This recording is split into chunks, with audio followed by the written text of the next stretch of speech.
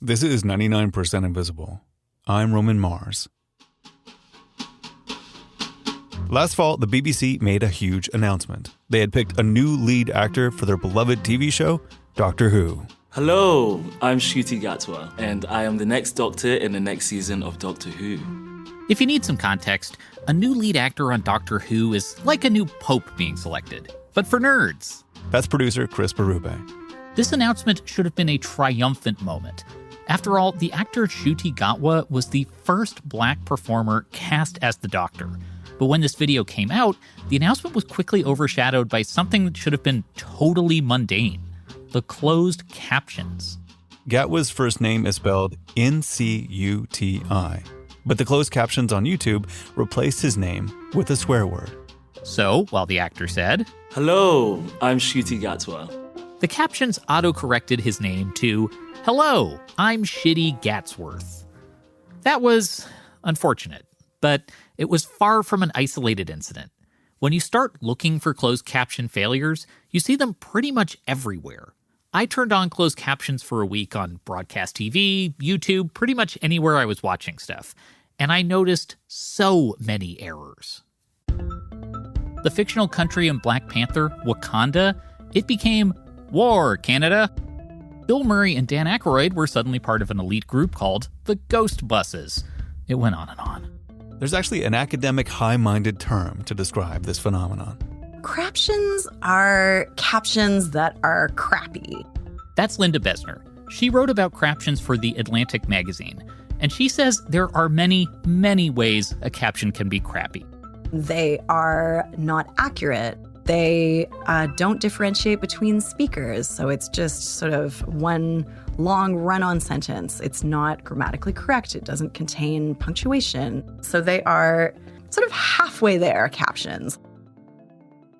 Look, bad closed captions can be really funny, but captions are a critical tool for lots and lots of people. There's people learning a new language, people like me who, for the life of me, cannot understand the Irish accents on Dairy Girls. And of course, captions are essential for people who are deaf and hard of hearing. In the United States, that's about 15% of the adult population. And with so many craptions out there, those folks are often left trying to piece together meaning from some bizarre sentences or to just stop watching. The issue of crappy captions isn't a new thing. Activists have been fighting for accurate, widespread closed captioning for decades, and it's not clear when, if ever, they will become a reality. Bad captions aren't just annoying. They're supposed to be illegal, at least for television. In America, the FCC is responsible for making sure the airwaves are accessible for everybody. And since 1996, they've required all TV shows to include captions that are, quote, accurate, synchronous, complete, and properly placed. Broadcasters in the United States also have to comply with guidelines under the Americans with Disabilities Act, which was passed in 1990. The ADA says all businesses that serve the public or places of public accommodation must be equally available to everyone, which means broadcast TV needs to be accessible for the deaf and hard of hearing. Taken together, the FCC and ADA rules were pretty clear. For TV, you need to caption, and you need to caption well. And for a while, those rules were enough, until the rise of streaming TV. Howard Rosenblum is the CEO of the National Association of the Deaf, or the NAD. Howard himself is deaf, and we interviewed him over Zoom with the assistance of an ASL interpreter. Throughout this story, you'll hear her voice representing his answers. Here he comes. There we go, he says. Hello, Chris. Howard points to 2007 as the first time the NAD got involved in captions for streaming, when Netflix launched its on-demand service. At the time, if you recall, it was the era of DVDs in the postal mail, right? Ironically, there was no law which required DVDs to be captioned. But I would say roughly 85 to 90% of them were. So many of the members of NAD were Netflix subscribers. We'd get our DVDs in the postal mail, and it was all good. Netflix decided then to pivot to streaming. However, streaming at the time, There was almost none. Maybe 10% of them were captioned. Howard and the NAD approached Netflix about this issue, but at the time, Netflix argued the rules didn't apply to them. They weren't television, so they weren't under the jurisdiction of the FCC. And Netflix argued the ADA didn't apply to them either. Here's writer Linda Besner again. Title III of the ADA says that in places of public accommodation, deaf and hard of hearing people must be accommodated. So they should have an experience equal to that of a person who is not deaf or hard of hearing. Netflix's argument was, we're not subject to the ADA because we're not a place. They were like, well, we're not an amusement park or like, some kind of public forum. We're not a physical location, so we don't have to do this. The National Association of the Deaf argued that, okay, sure, Netflix is not a physical place, but isn't it kind of a social place? What about a family watching a Netflix show together? Like, this is a social experience. Why should there be a member of that family who is excluded from that content? In 2011, the NAD sued Netflix in a Massachusetts court. The judge agreed that the ADA applies to Netflix and issued a consent decree, saying Netflix had to provide captions for all of its streaming content within 4 years. Today, the full Netflix library is captioned. They have teams of captioners working on every show, and some of their captions are really good, and some of them are only okay, but according to Howard Rosenblum of the NAD, Netflix has done a fairly good job. Once that case was done and dusted, we began to approach other companies like Hulu, Amazon. So all three of them agreed to the terms of a phased-in captioning approach. Since the Netflix case, the National Association of the Deaf has been playing a game of whack-a-mole with the internet. Basically, a new streaming thing will crop up, and the NAD will helpfully remind them about their legal requirements to caption stuff. The NAD has worked with companies like Zoom and Microsoft Teams to encourage live captions for online meetings. And in 2015, the NAD sued Harvard and MIT for not providing captions for their online courses. Most recently, the NAD sued SiriusXM for not providing transcripts on their podcasts. Nearly all podcasts are recorded, right? They're not live. There's no excuse for not providing a transcript. Full disclosure here, 99PI is owned by SiriusXM, but I'll note that our show does provide transcripts to all of our episodes. While there's been a lot of progress on the issue of streaming captions, there's one internet Goliath the NAD won't go after. It's actually a place used by 80% of Americans, where people watch billions of hours of content every day.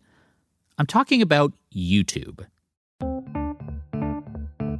Linda Besner spoke to YouTube about this problem a couple of years ago, and back then, they made it clear they had no plans to require captions for all of their videos. Here's Linda. They did say, for example, for things like sort of live citizen journalism, like the spokesperson I spoke with gave the example of Arab Spring. If it's somebody who is, posting video of some event that is occurring around them, are you really going to flag for removal that video because it doesn't have transcriptions? Even though YouTube isn't legally required to provide closed captions, they have a lot of deaf and hard of hearing users. In 2009, YouTube tried addressing the problem of closed captions by rolling out AI-generated captions for some of their videos. It hasn't been a smooth ride. The automatic captions are created with Google's Universal Speech Model, which uses speech recognition technology and AI to identify words and then put them together into coherent sentences. Predictive text is something that, you may be familiar with from autocorrect on your phone, that it's like you started a sentence and then it wants to fill in your blank, much like maybe your mother does. And much like your mother, sometimes they don't know what you were going to say. And you have to be like, Mom, that's not, I'm actually trying to make the opposite point right now. The early days of automatic captions were pretty rough, and Ricky Pointer remembers them well. Ricky is a deaf YouTuber, and in 2009, she was watching a lot of beauty videos using the brand new automatic captions. I remember I was watching a video about concealers, and the automatic captions, I had them on, and they were saying zebra, the mammal, the animal, whatever, in place of the word concealers, which was so bizarre. Ricky started her YouTube career making videos about makeup and beauty products, but she wanted to do something different. So in 2014, Ricky produced a video called Things You Shouldn't Say to People Who Are Deaf or Hard of Hearing, where she lampoons the clueless questions she was always being asked by hearing folks. Is deafness contagious? I don't know, but come over here, I'll cough on you and we'll find out tomorrow. Why don't you know sign language? You must not really be deaf. Well, last time I checked, deafness has to do with whether or not your ears work and not the languages that you know. A couple of Ricky's videos focused on the issue of closed captioning. And in one video, Ricky made a call to arms, asking her fellow YouTubers to ditch automatic captions and write their own captions instead. Or better yet, to hire a professional service to make the captions for them. The campaign for human closed captions went viral, and Ricky caught the attention of some of YouTube's biggest stars. I want to make my little community here on YouTube more inclusive, and one of the ways that I have decided to do that in the new year is by closed captioning every single one of my videos. Tyler Oakley made a video while I was on a plane on the way to LA, actually, and it was like titled "Hear Me Out" or something, and I was in the thumbnail, and he was talking about the importance of captions, and I had no idea until I had landed in LA, turned on my phone, and I was getting so many notifications. And tried to encourage me to do it. I saw a video from a YouTuber named Ricky Pointer who talked about the importance of it and why. Today, Oakley's video about closed captions has been watched more than 1.8 million times.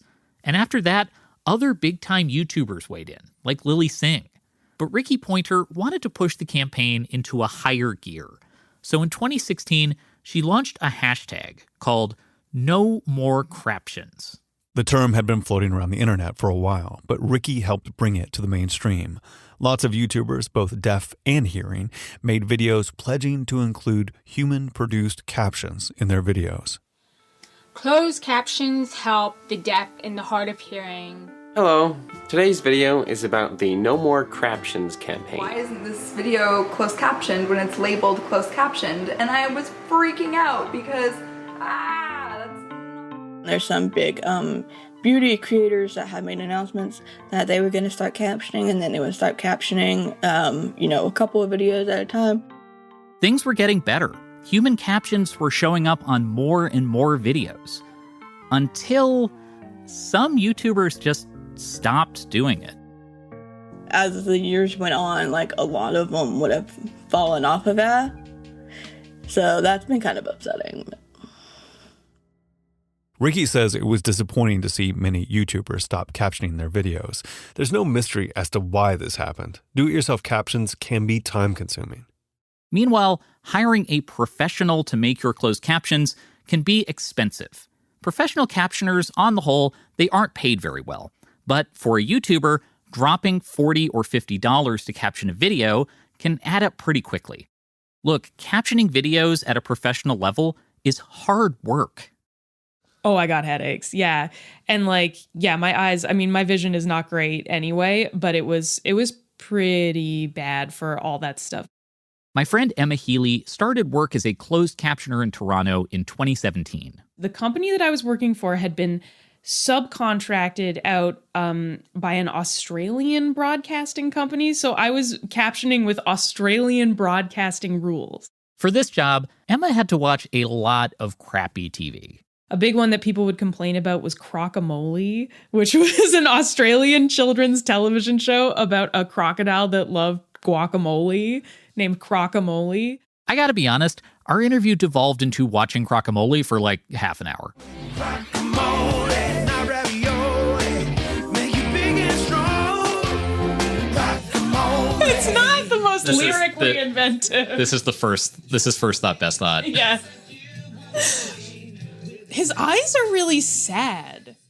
Even though Emma was captioning some pretty simple TV shows, the work took a very long time. Emma says she would do about 40 minutes of captioning in an 8-hour shift, and that was on a good day. The place that I was working, there was, I believe, a 75-page manual full of rules, all very technical, and you had to memorize basically all of them. Emma showed me the manual, which outlines the rules for how captions are supposed to look on Australian broadcast TV. And it made professional captioning seem impossibly Byzantine. Here we go. Minimum duration is 1 second. No maximum, but 7 to 8 seconds is typical. Do not leave captions on screen overly long for no reason if the dialogue has ended. There must be a 1 second blank caption. It goes on like this for 75 pages. Emma had to keep all of this stuff in mind for what was ultimately a minimum wage job. Professional captioning is complicated because it's not just about getting the words right. You also have to nail the punctuation and the placement of the caption and lots of other small details. Here's Linda Bessner. So the gold standard for closed captioning would be something where, for example, you and I are talking. When I am talking, it might say Linda, : and then there would be a capital letter to indicate that I am beginning a sentence. And then it would faithfully represent what I have said with question marks where I have asked a question and commas where commas go. When there is, one of the cats makes a noise in the background, there would be square brackets, cat meowing. If a violent windstorm swept over and you could hear, raindrops coming against the window, it would have bracket raindrops sweep against window pane. So this kind of caption really gives you the feeling that you are privy to anything in the auditory environment of that video. YouTube creators could either hire a professional captioner, which is expensive, or do this work themselves, which can take a long time for a beginner. So a lot of them just don't bother. Since Ricky's campaign, there have been signs of progress. According to YouTube, in the past few years, there's actually been an increase in the number of human captions submitted by creators. From 2020 to 2021, the number of videos with manual captions on YouTube went up by 30%. But despite this uptick, let's think about the bigger picture here. Automatic captions are still by far the most common type of caption on the platform. To this day, YouTube has no plans to require human-generated captions on their videos, and the NAD has said it has no plans to sue YouTube. Legally speaking, Howard Rosenblum doesn't think the NAD can make an argument that YouTube is covered by the ADA. Also, Howard believes it would be incredibly difficult to caption everything on the site. For YouTube, we do work closely, for example, with Google, who, owns YouTube, and we've talked through this issue. And there are two separate problems at play, one of which is the working retroactively on the millions of minutes of content that is already uploaded to YouTube. Staggers the imagination. The second issue is the huge amount of new content that's uploaded every day. I don't remember the number of hours of videos posted to YouTube every minute, but it's mind-boggling. YouTube has experimented with ways to encourage more human captioning. In 2018, they introduced a program called Community Captions, where volunteers could submit captions for popular videos. Many deaf YouTubers liked the program, but it was discontinued in 2020 because many of the volunteer captioners were submitting jokes or promotional material instead of accurate captions. When I reached out to YouTube, they pointed to a couple of new programs they're rolling out to help people with captioning. One allows users to give subtitle editors permission to fix up their captions. Another allows you to submit corrections if you see an inaccurate caption on certain videos. But ultimately, it feels like YouTube is putting all of its chips on AI to fill in the caption gap. Just let the automatic captions continue improving until they get closer to total accuracy. To be fair, the automatic captions have gotten a lot better. YouTube would not share accuracy numbers for this story, but according to the Media Hub at the University of Minnesota at Duluth, YouTube auto captions are somewhere around 70% accurate. That's a big improvement from the early days. Ricky Pointer says she's noticed the difference. AI captions still don't include contextual things like the rain is falling softly in the background against the window pane, but the AI has become very good at identifying dialogue. If I were to read the back of this floss package for a video, I don't know, somebody's talking about floss out there, dentist, right? So if I were to say, dentists recommend daily flossing to help remove decay-causing material from between teeth and under gums, the automatic captions would be able to write that out word-wise usually really pretty well. There are still some major problems the auto captions haven't figured out. Grammar remains an issue, and the AI is pretty good with words in English, but it really struggles with other languages, especially when it comes to names and places. This is a pretty common complaint about AI programs, the way they can adopt certain biases. And there's another issue with the captions produced by AI. Many users find them hard to read. They move in a more like kinetic, I think that's the term that I learned like a week ago, kinetic way where it sounds like words are coming like this. They show up one word at a time, and that's not the most accessible way to follow. Still, despite the challenges and the frequent wonkiness, automatic captions just keep getting better. And they will keep improving. I mean, have you been following the terrifying progress of AI recently? There's an AI program now good enough to pass the bar exam. So how hard are closed captions? Howard Rosenblum thinks the AI captions will compete with human captioners a lot faster than we think. 5 years ago, I would have said, ain't no way. There is no way ASR is going to get anywhere. But now, like, it's shocking how much better it's gotten. In 5 years, who even knows? I suspect it will be better. Maybe it will be less than 5 years. To me, it feels very possible the automatic captions will get close to 100% accuracy, at least for speech. But even if we can get there, the fact is we aren't there yet. And deaf and hard of hearing people have real accessibility needs right now. People like Ricky Pointer. I mean, would I love for automatic captions to be 100%? Absolutely. But it's hard to know if that's ever going to be possible. Maybe in the year 3000.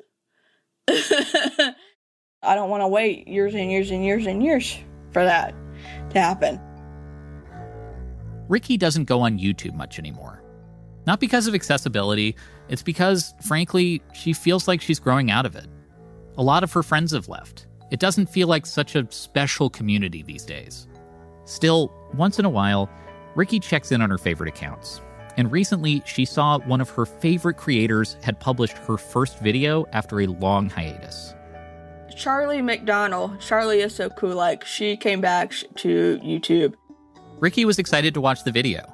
But as always, she was dreading the automatic captions. To Ricky's surprise, the video had human captions. They weren't totally professional. It looked like the YouTube star had done it herself. There were small mistakes, just little things that might drive some people nuts. But for Ricky, it was good to feel like somebody actually cared. It was fully captioned, mixed case, full words, punctuation and all. And I was like, that's awesome. I would love to see more of that.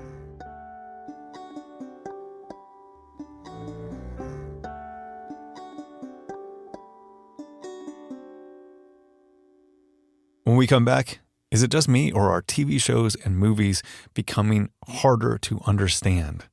We have an answer after this. So I'm back with Chris Berube. Hey, Chris. Hey, Roman. So do you use closed captioning? Because I use it all the time. For everything, just all the time. Yeah. Everything I watch on Netflix, everything I watch on everywhere at this point that it's available. Yeah. So why do you use them? Well, I use them because I get confused easily. Okay. I don't use them for accessibility reasons, but Right. I'm certainly not the only hearing person using closed captions. There's this one recent survey. It was more than 1,200 people, which found half of Americans are using closed captions most of the time. And that number is actually much higher for Gen Z. That's like 70%. So it's not just people who have accessibility needs. And so why do you think so many people are using closed captions? Yeah, there's a lot of reasons. I mean, one is that captions are just normal now, right? Like, especially for younger viewers. You see this in a lot of TikTok and Instagram videos that they have open captions, Yeah. which means that the captions are on all the time. You can't turn them off. And that's kind of an aesthetic choice. It's just become a thing you see in a lot of videos. But going back to the survey, the big reason, there's one big reason that most people cite for using the closed captions, and the big reason is that audio sounds muddled. So people are saying modern dialogue is more confusing, it's harder to follow, And that's why they like the captions so much. Yeah, I have noticed this. I call this the Christopher Nolan problem because there's he has a penchant for having mumbly, low-key, but very good actors in his movies next to large booming sounds. Yeah. I mean, I love Tom Hardy, but Tom Hardy, I don't think I've ever heard him deliver a line straight, deliver a line intelligibly. And so why do you think that is? I mean, why is dialogue harder to follow now? Well, there is actually a journalist who looked into this recently. All my friends were like, I can't understand anything that anybody's saying. And I was like, man, I really wish that there was an answer to this. So that's Edward Vega. He is a video producer for the website Vox, and he decided to look into this. Actually, the catalyst for him was watching the movie The King of Staten Island with Pete Davidson. Okay. It's the emotional height of the movie. And he says, it's hard. I think it'll always be hard. I think it'll always be hard. But he mumbles it and he says it so quietly that I swear to God, I went back 3 times. So Ed did this big investigation and he discovered this is real. This is not in our heads. And there's a couple of reasons this is happening. Okay, what are the reasons? So a big one is dynamic range. So basically, if your movie has voices in it and your movie also has explosions, you have to make sure the explosions are louder than the voices, right? Right. That seems obvious, but it's something where the explosions have to be quite a bit louder so that they have an impact. When you're mixing a movie, if your explosion is going to be the loudest thing in the mix, then your dialogue can't be that loud. And so you have to choose which one do you want to move. Do you want to move the dialogue down or do you want to move the explosion up? One of these issues, it is this idea of dynamic range. Mm-hmm. It's balancing things out so that the explosion has more impact. As a result, the dialogue suffers. So another big issue is the rise of naturalism in performances. If an actor mumbles their way through a line, if their words start to run together, there's nothing I can do to fix that. So this is Austin Olivia Kendrick. I currently work as a dialogue editor at Warner Brothers Television specifically. So Edward Vega very nicely introduced the two of us, and Austin says movie technology has changed, and as a result, actors' performances have changed as well. Back in the day when sound technology was first introduced to film, that technology was very kind of primitive. The only real option when it came to filming movies with sound was you were on a soundstage, a microphone was planted above your head, and the actors had to stand there and project into the microphone. But as sound technology evolved, and all of a sudden we have wireless microphones that we can place on actors, that kind of loosened up actors' performances. They now no longer had to stand in one spot and project, and gave them more freedom and kind of pushed them more into a naturalistic style of performance. And that subsequently could mean mumbling. So there you go. Technology, the second thing. That's why you're getting these mumbly performances. Yeah, but for decades and decades, I know that they've been doing dialogue replacement where an actor comes in after the fact and records dialogue to make it more clear. Right. Yeah, that's ADR. And I did talk to Austin about this, and she says doing ADR is actually pretty difficult, especially when the dialogue is very mumbly. When we bring actors in to re-record lines, they have to match their performance to the way that their lips are moving on screen. And if they mumbled their way through that take, their lips aren't moving very much. So if they come in and re-record a line with a lot more diction and a lot more separation between the words, that's not going to match. The last issue, and this might be the biggest one, this is something called down mixing. So this is the idea that a lot of movies and some TV shows are mixed for the best possible sound system, right? Many of them are mixed for Dolby Atmos. That's the special sound system you get in certain theaters that has 128 channels. Okay. So you can mix something in a very, very specific, particular way. And then after you've mixed it for the best sound system, you have to remix it for other platforms like a television or a phone. And that is when you start to get into trouble. You're taking 128 channels and you're compressing that down into different formats with lesser channels. And most of the time when you're watching something out of your TV, unless you have a surround sound system, it's going to be stereo or mono. So if you're going from 128 down to 2 or down to 1, it gets muddy. It gets a lot muddier. So lots of movies and TV shows, they're getting mixed in the sound system, then they're getting down mixed for other formats. And Austin says usually the down mix at the end, that's the last thing they do in the editing process. And sometimes they don't put quite the same care and effort into it that they would for the initial mix for a movie theater. Yeah, a lot of the times when it comes to that kind of down mixing, often studios do not want to spend the money because ultimately time is money, and re-recording mixers are very expensive to hire for that extra time, So oftentimes they want to put as little money into that area as possible. So Roman, there you have it. It's down mixing, it's naturalistic performances, it's this dynamic range issue. Those are some of the reasons why you did not understand the movie Tenet by Christopher Nolan. Well, they're not the only reason why I didn't understand Tenet, but that helps. Yeah, the time travel stuff also contributes to it, I guess. There's a lot going on working against Tenet being a comprehensible film.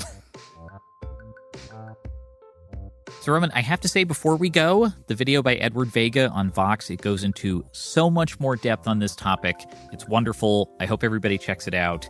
And also, I hope everyone checks out Austin Olivia Kendrick's TikTok if you use that platform. She explains movie sound, and it is so fascinating. It's awesome. All right. Thank you so much, Chris. Thanks, Roman.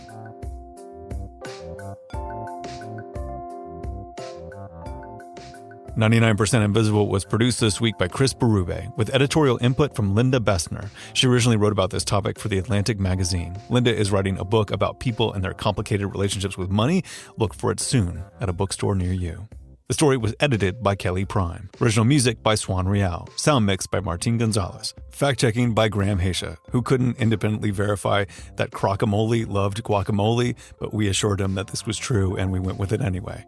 Kurt Kolstead is our digital director. Our intern is Avanti Nambiar. The rest of the team includes senior editor Delaney Hall, Christopher Johnson, Jason DeLeon, Emmett Fitzgerald, Vivian Leigh, Jacob Maldonado Medina, Joe Rosenberg, and me, Roman Mars. The 99% Invisible logo was created by Stephen Lawrence. Special thanks this week to Caroline Minks and Ann Ballantyne. We are part of the Stitcher and SiriusXM podcast family, now headquartered 6 blocks north in the Pandora building, in beautiful, uptown Oakland, California. You can find the show and join discussions about the show on Facebook. You can tweet at me at Roman Mars and the show at 99pi.org. We're on Instagram, Reddit, and TikTok too. You can find links to other Stitcher shows I love, as well as every past episode of 99pi at 99pi.org.